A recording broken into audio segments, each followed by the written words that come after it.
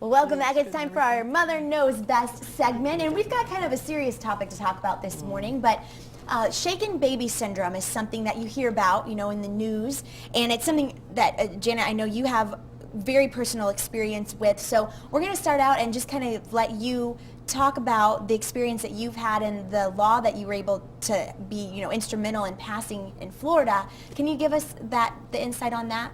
Absolutely, Kelly. It was 1993, and my second granddaughter was born. I watched her come into the world. I was in the delivery room, and right after she was born, my husband and I moved to Florida.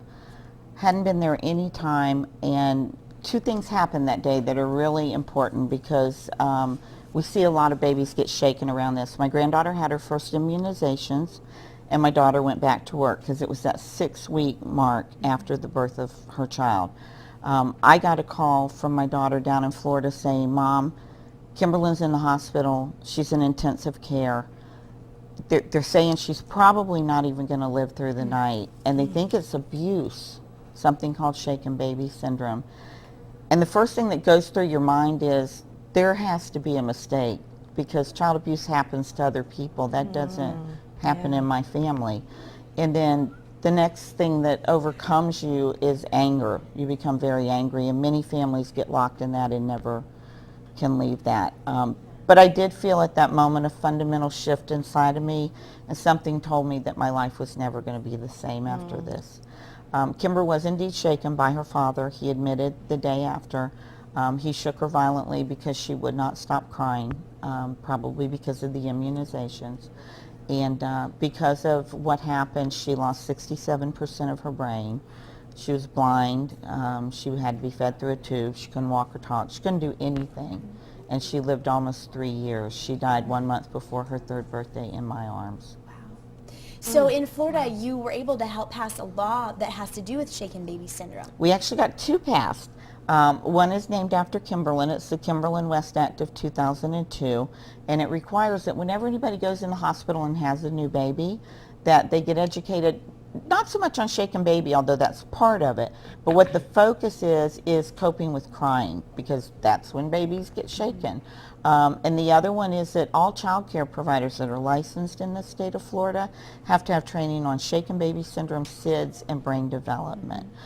And I would love to get that replicated in my new home state of Georgia. I would really like to see that happen here. Well, thank you for sharing your story with us, and it really opens up a topic of conversation is how do you handle that, and what do you do when your child is just incessantly crying and you get to the point of you're so frustrated? What are your thoughts on this? Well, go ahead. My daughter, my oldest daughter, she was really colicky, and of course, as a new mom, you take them to the doctor, you want to make sure everything is okay. And with me, she was fine, but her dad, nobody could hold her. And so we had to really get creative. My mama, she told me, she said, babies know you're they can feel when you're tense. So you have to relax. And one of the things that these new age moms do is after they have a baby, they keep going. They don't let their body heal. And it's very important that when your baby sleeps, you sleep. That way that you can be rested up. If you keep going and then the child is up and then you're tired and you want it's gonna, you're going to be tense. But with me, I had to believe it or not, I had to take a bath. Before I would leave, I would have to take a bath. I would put on a t-shirt. When I left, I would take it off. Travis would put it on, so when he helped Brianna to him, she felt like she was smelling me, and it worked. That's great. It worked. So that was one of the things that helped, because they know you sin. I have 2 teenage daughters who babysit, and I advise them about what do you do if the infant is crying, and I always tell them, it's okay if a baby cries because they're communicating. There's nothing wrong, and there's nothing wrong with you. So what you want to do is check a few things. Is the baby hungry? Does the baby need a diaper change? Is the baby too cold or too hot? Try all of those things, and if nothing if you can't find anything, it's okay to let the baby lay down and cry for 10 minutes, and you walk away and get yourself back together. Then come back and try again and try all the same things again. But it's okay if a baby cries. It's better to put him down and let him cry for 10 minutes than it is to let yourself get so frustrated. Babies don't die from crying. Exactly. That's right. Very good. We're going to be back in just a moment to talk more about this topic. Stay with us.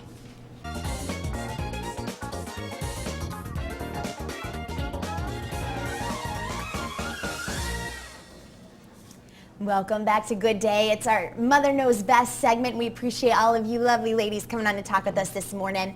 We've been talking about a very serious topic, shaken baby syndrome, and what are some ways to cope with crying. But you know, a lot of the cases that we see, it's not the mom, it is someone else. It's a daycare worker, a babysitter. How can you know that your child is safe when you're dropping them off with someone? Well, and it's also 70% of the time it's the dad or the mom's boyfriend. Then after that, it's the child care provider. And what I say to my moms or anybody that's about to have a baby is before you leave your child with somebody for the first time, you always have a conversation, and it should go like this. As much as I love my baby, sometimes he gets on my nerves, and I know his crying is going to get on yours. And what are you going to do when that happens? And if that person says to me, oh, I just love your baby so much, I would never, ever, ever get frustrated, I'm going to grab my baby and I'm going to run, okay? Because nobody cares for children that they don't get frustrated. So you have that very open and honest conversation, and you tell them, if you do get that frustrated, put the baby in the room and call me, and I will come and get my baby if I need to. That's a challenging conversation to have with a husband. I mean, a boyfriend, it might be a little different because you've got that separation, but you know, that's tough to say to your husband, well, you know, okay, honey, we're going to interview you. What are you going to do? You're right. You're right. It is kind of hard, but you can watch. I mean, there are, you know, signs that you know how your husband deals with stress, for example, or does he have a temper, and you just, you know, you want to keep an eye on how's he. You know, how's he behaving when when you are home and the child is crying? Teachable moments. Yeah. Exactly. And you should know your child. If you notice a difference in your child's behavior. When my oldest daughter was 2, I noticed that when it was time for her to go to daycare, she would always pitch a fit. You know, she would just go to screaming and crying. And that God-given instinct, one day after I dropped her off, God said, stay, listen, close the door, and I heard the daycare owner's daughter, who had come in from college, just screaming at her. And of course, you know, Brianna was out of there like a rocket. You know, so you have to pay attention to your children. Sometimes they're pitching a fit. They don't know how to express their emotions, but you have to sit down. And at that time, she had just turned 2. She really didn't know how to, you know, say what was wrong. But then Mama had to pay attention. My daughter's acting differently. Let me see what's new. And it was her. And so pay attention to your children. Yeah. And some people use nanny cams, those hidden cameras in teddy bears or, you know, in the back of a book or something to kind of see what happens if it's at home, you know, and they're able to kind of control the situation. What do you guys think about that? I've worked with families who have actually caught their child care providers shaking their babies on those nanny cams. If I had a child and was going to be leaving them in a private home, I think there would be a camera there. That's kind of tough for lower income people, though, to, True, you know, that's true. That's pretty high tech and expensive. Yeah. And that's why centers are a little safer than in home. I mean, we used to always think if a child was in a home, it was better because they were getting that individual care. But if you're in a center, in all the years I've done this, 20 years, I've only known one case in a center where a child was shaking because there's so many pairs of eyes watching. Yeah. And it's very important to just surround yourself, your support group, like you were mentioning earlier, with other moms who've been there, done that, that's experienced that. And surprise visits, you know, if it's one of those days where you've got an extra 20, 30 minutes, if you can go, just drop in, you know, drop in, talk to your children, you know, ask them questions and so forth. But I've been able, after that whole experience with Brianna, you know, I had other moms that stepped forward and say, okay, well, this is a good daycare provider. You can take her to her. You don't have anything to worry about. And that's what I really depended on because they know. They would know. Right. And trusting your instinct, Janet, I think you had mentioned that once before, is that if you get the impression from the provider that you have, don't hesitate to just walk away. Don't hesitate to walk away. Exactly. And so you kind of mentioned in Florida that new mothers have to take a course kind of on this shaken baby syndrome. So I guess in Georgia it's not required, there's no education needed beforehand. And I mean, I think that sounds like a great idea I guess most moms you'd think would read up on things like that anyways, just because everything's new. But what do you think it would take to kind of bring that? What did it take in Florida? Well, for me, it took about 10 years of lobbying the legislature to get it done, and finally getting an ally in the legislature that felt as strongly as I did to get it passed, and then she brought other people on board. But because we have a model we can follow, and it's really, the cost is really low compared to one shaken baby survivor is going to cost $3 to $5 million in our lifetime. That's wild. Wow. And you mentioned before, too, it only takes one time. Which, Very violent, but it's not long.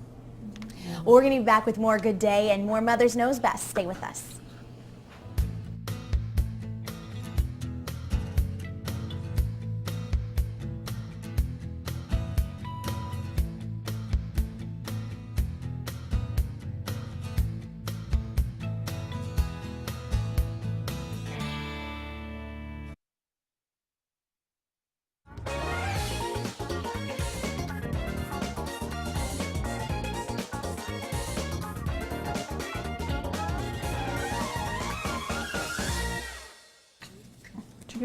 Welcome back to Good Day. We are talking with our Mother Knows Best panel.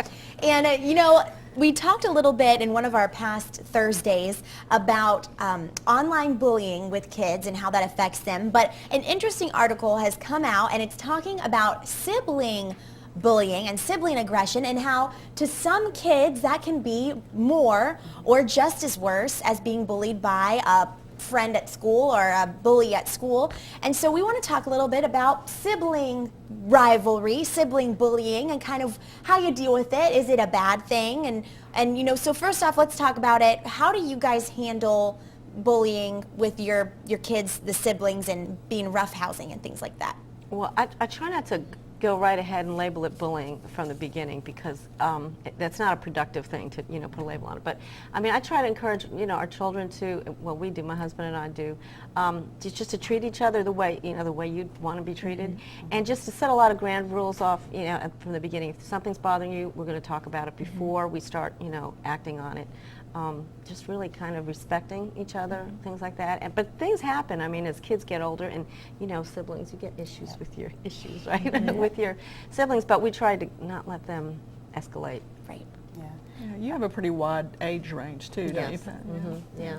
So it's good for them to be able to see how older kids, because the older kids, there's 9 years difference between my second and third, and so it's almost like watching another set of adults, you know, handle conflict. I think it's so important not to compare, because you know, in one family you may have a child that's constantly making 4.0, you know, grade averages, where the other child maybe is more artistically talented and is never going to hit the 4.0s, but has so many talents in so many other ways. And so I think that's huge right there, is just not to compare them. And I also think making individual time is so important to spend with each child doing the things that they enjoy doing. How do you know when it's gone from just kind of a little, you know, brother, sister, like, nah, to like real bullying where they're actually being hurt by each other in deep ways? How do you know the difference? Well, I mean, like you said, kids are going to do that. They're going to have their little tips with each other. And my children, both of my daughters actually made a comment to my son a couple of years ago that was really, really cold, where one of my nephews had come up to visit, and they was like, I just wish he was my brother and you go away. Now that was hurtful. And then my sister had just passed away, so I was real sensitive at that time, because I was like, you don't know. So I talked to him about it, and I said, you don't say that, you know. And, you know, I gave them the talk, and she just kind of, you know, looked at me and everything, and they said that I was sorry. But I found this the other week in her room, and I wasn't being nosy, but I was minding my own business, but I was being nosy all at the same time. And actually, she wrote this 2 years ago, and I don't know if I have enough time to read it all or not, but she entitled it, I Love My Family, and she put, one morning my Aunt Tot passed away. She was the baby child. Her parents were still alive too, so you can see how my mom, her sister, brother, and parents felt. The reason I said that is because my mom heard that me and my sister, Bree, said some things we shouldn't have said, like, if you switch lies with JJ, which was my nephew, then I would be so happy. But my mom said that that was not nice. Even if you're playing, it can actually happen. Then she said she doesn't have her sister anymore, and if she could see her and have her back, she would, and that we shouldn't say that ever again. So this day forth, we have never said that again, since we know that it can happen. That's so And sweet. I'm not going to cry. I'm not going to do the pageant way, you know, because I didn't realize that she took it in, you know, because my sister that passed away, when we were little, we bickered, and even when we were adults, we bicker, but I would give anything to have those bickering back. And that's what we tell those kids to be able to argue with Tasha again. I would love to over who has the cutest husband or who can cook the best. So you have to give those kids those scenarios. I mean, don't take each other for granted. I think that you can see when it's starting to spin out of control, because kids are going to bicker, but you can see when the anger becomes uncontrolled. And at that point, you've got two issues. You've got to deal with two kids. You've got the child who's out of control, and you've got the child who's being bullied. And you have to address both of those. Yeah, teaching kids how to deal with anger, because anger can escalate really quickly, and if they don't have the tools to do that, they can internalize it and start bullying. I mean, you know, bullying has roots in you know, anger, depression. We're going to talk more about that in just a little bit, so stay with us. More Mother Knows Best right after this.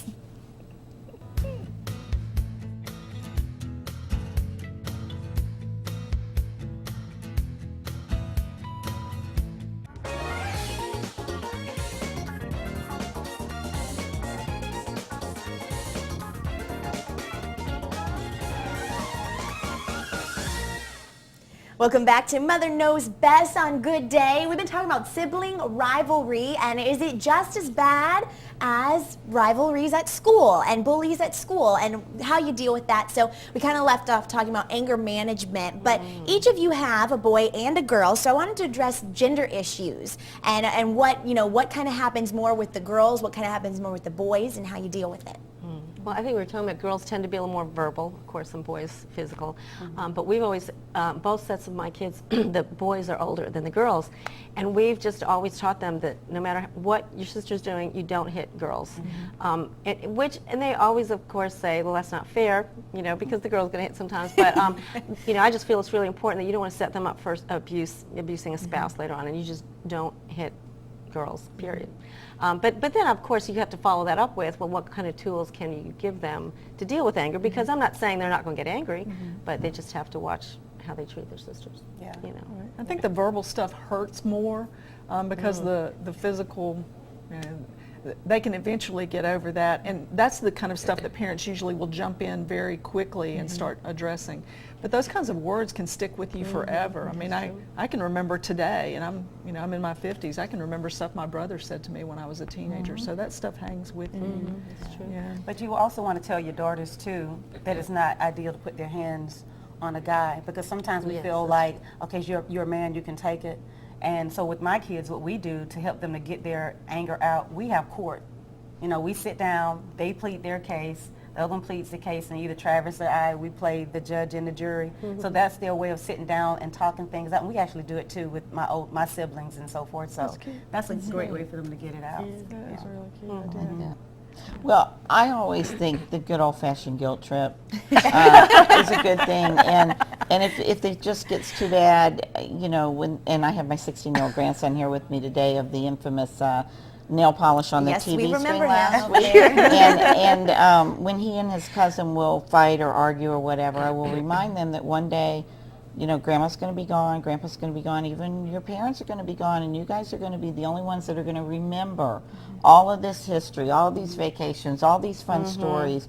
And so the little bickering and fighting you have in the big picture is not worth it, because you have that bond, and there's nothing like family in the long run, so you really need to remember that. Following up with the guilt is the brainwashing too, because from the beginning, I tell them, you know, you guys are each other's best friends. Friends will come and go, but at the end of the day, it's going to be you know, because you're family, and so you need to treasure that relationship. You know, we use something similar to that in my technique at home, is that I remind them that there are going to be plenty of people out in the world who will be unkind, but the home needs to be the one place where we're a team, and you can always count on somebody. You know, this is where the kindness and the comfort takes place. And so sometimes if my kids get too mouthy, I make them go stand outside and just say, okay, you want to be with the world? Go ahead. Yeah, when you're ready when you're ready to be a part of the team, come on back in. Some great tips this morning. I saw a picture one time that had like this big old shirt, and they stuck the two kids both in the shirt out the head of the shirt, and they had to stand real close together. I thought that was the funniest thing, so that's my little tip. I don't have kids, so. But That good. Did you try that? No, not the shirt thing, but we will tell them, you two have to stand by each other until you learn to like each other. And it was so funny because Brianna had to go to the bathroom one time, and TJ was just sitting out there. Ah. And he was like, Brianna, would you hurry up? And I was like, no, that's not the way you say it. So after a while, he was like, Brianna, will you please hurry up? And they had to fake it until they made it. But right. Fake it till it you worked. make They stopped it. So yeah. That is fantastic. I love it. Well, we appreciate you guys coming on and telling us all about your stories and insights from home. And is there any last minute tips that you want to give real quick about sibling rivalry? Well, I just want an encouraging story. We were doing some geocaching the other day, and we found a little, geocache, and you're supposed to sign a journal. And all these people that do it have like code names or cute little names for themselves, and we didn't have one. This was the first one we found. So I told my son, I said, go ahead, write something. He said, Team Fenner. He did our name. And I thought, oh, That's that was really so sweet. cute. So, I love yeah. that. It can happen. Well, you guys, if you have a topic you'd like to hear us discuss on Mother Knows Best, you can email us at mothers@WFXL.com. You can find out more about our panel of moms and contact us there too at mysouthwestga.com/Mother Knows Best. And we are so glad you joined us on Good Day today. We're going to be back in the morning at 5 a.m. Have a great Thursday.